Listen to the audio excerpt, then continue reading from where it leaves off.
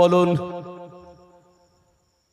নবী আমার রওজা মোবারকে আলী আকবর বলে, বাবা এই রাত্রিতে আমরা রাসূলের রওজা জিয়ারত করতে যাই, কিন্তু আজকে আমাদেরকে ডাকছেন কেন বলুন? মুসলমান আমার ভাইরা, যাবনি কথা বলা হুসাইন বলে, ওরে আলী আকবর আমাদের আর মদিনায় থাকা হবে না, মদিনা ছেড়ে চলে যেতে হবে। বলে কোথায় যেতে হবে? বলে যেই দেশ যেই শহর ছেড়ে এসেছি মক্কা শরীফ, ওই মক্কা শরীফ ছেড়ে চলে যাব, মক্কায় চলে যাব।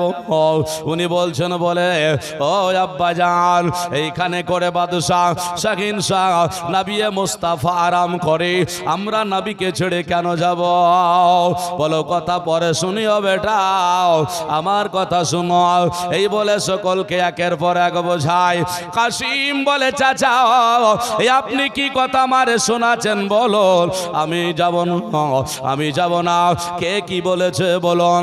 সব কথা খুলে বলবেন ইমাম হুসাইন। কিন্তু চিন্তা করছেন বলে, আল্লাহ এদের রক্ত গরম হয়ে আছে, এরা যদি এখন খেপে যায়, এরা যদি তলোয়ার ধরে নেয় মদিনায়, আমার নানা আজকে যেখানে শুয়ে আছে এখানে হয়তো রক্তপাত হয়ে যাবে।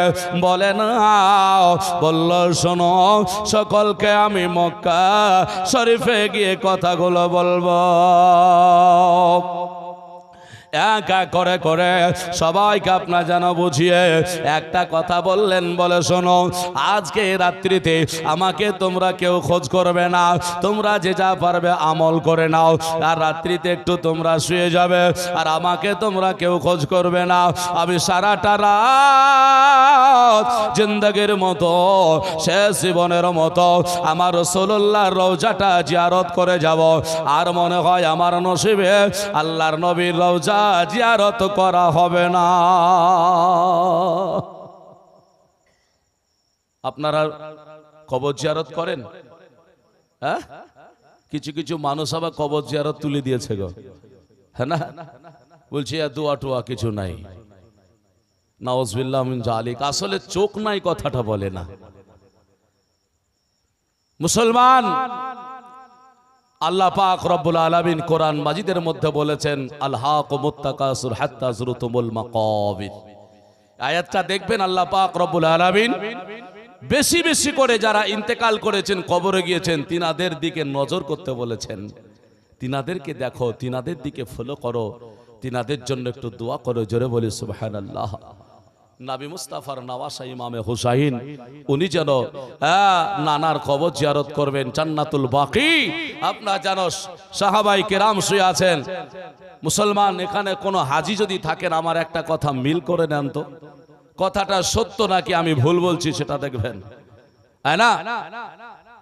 রাসূল পাক সাল্লাল্লাহু আলাইহি ওয়াসাল্লামের রওজা জিয়ারত তো করছে অনেকেই, আবার অনেকে করেন, এটা তো আলাদা কথা। জান্নাতুল বাকি যেখানে আছে সাহাবাই কেরামের কবর আছে, ইমামে হাসান রাদিয়াল্লাহু তাআলা আনহুর কবর বলা হয়েছে, ফাতিমা রাদিয়াল্লাহু তাআলা আনহার কবর আছে বলেছে। এইখানে যে মাটিগুলো কবরে চিহ্নিত করে একটা একটা করে পাথর দেওয়া আছে, এই মাটি উনারা যখন ইন্তেকাল করেছেন তখনকার দেওয়া নাকি এখন যারা দায়িত্ব আছে তিনারা দিয়েছেন? পূর্বে তো একেবারে জিসিপিতে গুড়িয়ে দিয়েছে যা ছিল, তারপরে কবর করে চিহ্নিত করে করে মাটি দিয়ে একটা একটা করে পাথর দিয়েছে। আমার অভিজ্ঞতা কি, আমি কি করে বললাম? কোন হাজি থাকলে আমার কথাটা বলবেন, এক্ষুনি বলবেন যদি আমি ভুল বলি। পরক্ষণে কিন্তু আলাদা আগে আলোচনা করবেন না। যদি মনে করেন আমি স্টেজে বলবো না এই কথাটা, আমি নেমে যাব, তারপর আপনি বলবেন। জান্নাতুল বাকিতে যে কবরগুলো আছে, হাজারো হাজার মানুষ ফজর পার আসর পর ঢুকে জিয়ারত করে সেই কবর। আচ্ছা বলেন, সেই জামানার মানুষগুলো কি আমাদের সমান ছিল না আমাদের চাইতে উঁচু ছিল? আমাদের চাইতে উঁচু, কিন্তু কবরগুলো আমাদের মতো করে মাটি দিয়েছে। একটা কবর থেকে আরেকটা কবরের 2 থেকে 2.5 হাত তফাৎ, আরেকটা ওখান থেকে গিয়ে ওই রকমই তফাৎ, কিন্তু আমাদের চাইতে বড় হলে কবরগুলো তো উঁচু, মাটিটাও তো লম্বা হবে না, কি বলছেন? কিন্তু সেটা করা নাই কেন? বলে আগেকার যা কবর ছিল মাটি দিয়ে গুঁড়ে দিয়ে সেই কবরে এখন আবার নতুন করে ওরা মাটি দিয়ে চিহ্নিত করে রেখে দিয়েছে। কার কবর কোথায়, কোন সাহাবীর কবর কোথায় চিহ্নিত পাওয়া যায় না। এবং চারিদিকে পাথর ফেলে রাস্তায় যেমন পাথর পড়ে থাকে ওই রকম করে থুয়ে মাথার দিকে কিছু পাথর একটু বড় করে রেখে এটা ফাতিমা রাদিয়াল্লাহু তাআলা আনহার কবর বলে চিহ্নিত করে রেখেছে, কিন্তু কেউ গ্যারান্টি দিয়ে বলতে পারছে না এটা ফাতিমার কবর। কেন? এই কারণে কবর আবারও বলছি গুড়িয়ে দিয়েছে, শুধুমাত্র চিহ্নিত ওরা যেমন চিহ্নিত করে রেখেছে যেমন বলেছে ওই রকম। কিন্তু ইমামে হুসাইন রাদিয়াল্লাহু তাআলা আনহু বড় চিন্তিত হয়ে গেলেন, আল্লাহ মদিনা শহর ছেড়ে যদি চলে যায় তাহলে পারে বড় কষ্ট লাগবে, নানা ছেড়ে যাব, ভাই ছেড়ে যাব, বাবা ছেড়ে চলে যাব, শুধু তাই নয় মা জনম দুঃখিনীকে ছেড়ে চলে যাব, বড় কষ্ট লাগবে। সকলকে বলছে এই কষ্ট ভোগ তোরা করিস না, আমি করব, তোরা একটু আরাম করবি। এই বলে আমার ইমামে হুসাইন রাদিয়াল্লাহু তাআলা আনহু স্ত্রী পুত্র ভাতিজা যা ছিল সবার সামনে কথা বলে উনি রাতারাতি বেরিয়ে গেলেন। সারাটা রাত জান্নাতুল বাকি জিয়ারত করছেন। জোরে বলি সুবহানাল্লাহ। মনের ইচ্ছা জেগে গেল, আল্লাহ শেষখানে যখন চলে যাব মদিনা ছেড়ে আমি রসুলে পাক সাল্লাল্লাহু আলাইহি ওয়াসাল্লামের রওজাটা একটু জিয়ারত করে যাব, আর মনে হয় হবে না রসুলের সঙ্গে আর সাক্ষাৎ আমার হবে না। এই বলে কাঁদছেন। আল্লাহ আল্লাহ সুবহানাল্লাহ। এই বলে সারা রাত যখন জিয়ারত হলো আল্লাহ নবীর রওজার কাছে এসে কাঁদছে, ইয়া রাহমাতাল লিল আলামিন, ওগো নবী ওগো নানা, আজকে আমার জন্য তোমার বেটা ইব্রাহিমকে কুরবানি দিয়েছো, ওগো নানা আজকে আমাকে দুনিয়ার বুকে রেখে বেটা নাতির স্বাদটা চেখেছো, ওগো নানা শুধু তাই নয় আমাকে রেখে দুনিয়ার বুকে আজকে কত সাহাবীকে দুনিয়ার বুক থেকে বিদায় করেছো, শহীদ হয়েছে। আজকে সেই নওয়াজা আজকে এখানে দাঁড়িয়ে জিয়ারত করতে চার মনে হয় হবে না। নানা কোনো ভুল হলে ক্ষমা করবেন, বিদায় দান করে আমার ইমামে হুসাইন রাদিয়াল্লাহু তাআলা আনহু যেন চোখের পানি ঝরে কাঁদছেন। কাঁদতে কাঁদতে ফজরের আজান হলো, জামাতে নামাজটা আদায় করে উনি যেন আবার শেষ জিয়ারতটা ফজর পরে করে বাড়িতে এসে হাজিরি দিয়ে ফেললেন। দেওয়ার পরে সকলকে বলছেন তোমরা তোমাদের নিজেদের সামানগুলো গুটিয়ে দাও। সকলে সামান গুটিয়ে নিতে আরম্ভ করেছে। বলে সকলেই চলে যাব, বলে হ্যাঁ মুসলমান আমার ভাইরাও সকলকে যেতে হবে। সকলের সামানগুলো গোটানো হয়ে গেল, এবার যেন বেরিয়ে চলতে আরম্ভ করে দেবে। কাসিম বলে চাচা গো এখনই বেরিয়ে যেতে হবে, বলে হাও। আলী আকবর বলল বলে যেতে হবে, বলে হাও। বলে চলো আর কথা বলো না। সব যেন এক এক করে করে বেরিয়ে যেতে আরম্ভ করলো। ইমাম হুসাইন রাদিয়াল্লাহু তাআলা তিনি যেন নিজের বিবিকে বললেন, বিবি গো একটা কথা তোমাকে বলি। বলে কি হলো? ও গো বিবি আমার ঘরে একটা যেন কন্যা আছে যার নাম হলো সগরা, অসুস্থ হয়ে আছে, শরীরে অনেকটা জ্বর, যেন ওই বেটি সগরাকে নিয়ে যাওয়া যাবে না। রাস্তার মধ্যে যদি কোনো বিপদ চলে আসে তাহলে বড় বিপদে পড়ে যাব, আরো মক্কা শরীফ যাওয়া যাবে না। আর আজিদের লোকেরা এখানে হয়তো জেনে যাবে, ওবাইদুল্লাহ এখানে হয়তো ঘেরাও করবে, চলো। এই বলে আপনার যেন বলে সগরাকে রেখে চলে যাব। নিজে কালেজার টুকরা জনম দখনি মা যিনি গর্ভ ধারণ করেছে ওই মা জানে কত জ্বালা, আমরা জানি না বাবা। মা জননী কত কষ্ট করেছে। আপনার মা জন্ম দেওয়ার সময়, আমার মা আমাকে জন্ম দেওয়ার সময় একটা দুটো নয় 33টা নাড়ি ছিঁড়েছে। জোরে বলে সুবহানাল্লাহ। কটা নাড়ি বললাম? আপনার মা আমার মা আমাদের জন্ম দেওয়ার সময় কটা নাড়ি ছিঁড়েছে? 33টা। কটা বললাম? বুঝতে পারছেন আমার কথা? শুধু জীবনী শুনলে হবে না, কিছু নিতে হবে বাবা। 33টা যে নাড়ি ছিঁড়ে আপনি মায়ের গর্ভে থেকে এসেছেন, বলুন তো পৃথিবীতে মা কাউকে এইরকম আঘাত দিয়েছে যে দুটো নাড়ি ছিঁড়ে গেলে যে ব্যথাটা পাই সেই ব্যথা বেটা পেয়েছে কোনোদিন? মা কোনোদিন আঘাত ছেলেকে দেয়নি। হয়তো ছেলের ভালোর জন্য মা কিছুদিন বকেছে। মুসলমানের জন্য এক বৃদ্ধ বলেছিল, বলে শেষ সময় আর বিধানী বলেছিল কি জানেন, বলে যেখান থেকে আমরা শুরু করেছিলাম সংসার সেখানেই আবার এসে আমরা হাজিরি দিলাম। তার মানে বলে বেটি গেল শ্বশুর বাড়ি, বেটা গেল বউয়ের হাতে, যেইখান থেকে কেউ আমাদের ছিল না বেটা বেটি, আবার সেই জায়গায় এসে পৌঁছে গেলাম। না বেটা বাপ বলে ডাকে, না বেটি বাপ বলে ডাকে। এই পরিস্থিতি আমাদের মুসলমানের ঘরে এসেছে না আসেনি?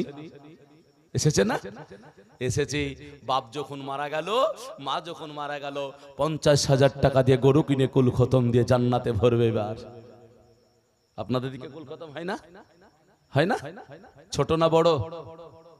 হ্যাঁ, হাটে গিয়ে লম্বা গরুটা দেখছে, 5 ভাই 7 ভাই 2 ভাই মিলে, এক ভাই যদি হয় বলে ওরা 5 ভাই দিয়েছে, আমি কেন পারবো না, আমিও তো আছি, দিব, অসুবিধা নাই।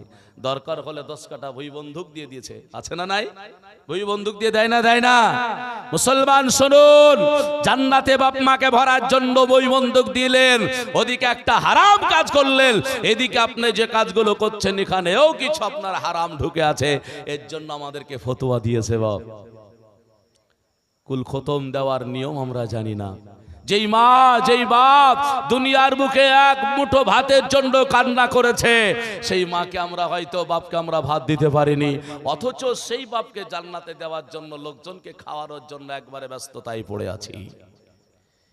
কত সহজ জান্নাতে যাওয়া।